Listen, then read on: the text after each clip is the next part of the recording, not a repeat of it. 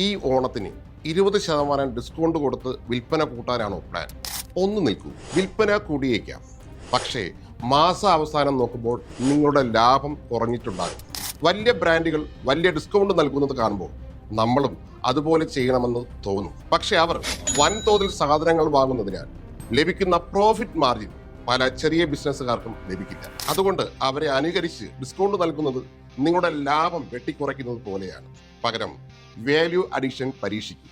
ഉദാഹരണത്തിന് 2000-ന്റെ പ്രോഡക്റ്റിന് 400 രൂപ ഡിസ്കൗണ്ട് നൽകുന്നതിന് പകരം കസ്റ്റമറിന് ശരിക്കും ഉപയോഗപ്പെടുന്ന ഒരു പ്രോഡക്റ്റ് ഓണം സർപ്രൈസ് ഗിഫ്റ്റായി നൽകാം. ആ ഗിഫ്റ്റിന്റെ യഥാർത്ഥ കോസ്റ്റ് നിങ്ങൾക്ക് 400-നേക്കാൾ വളരെ കുറവായിരിക്കാം, പക്ഷേ കസ്റ്റമറിന് ലഭിക്കുന്ന വാല്യൂ 400 രൂപ തന്നെയായിരിക്കും. നിങ്ങളുടെ പ്രൊഡക്റ്റിന്റെ വിലയും പ്രോഫിറ്റ് മാർജിനും സംരക്ഷിക്കാം.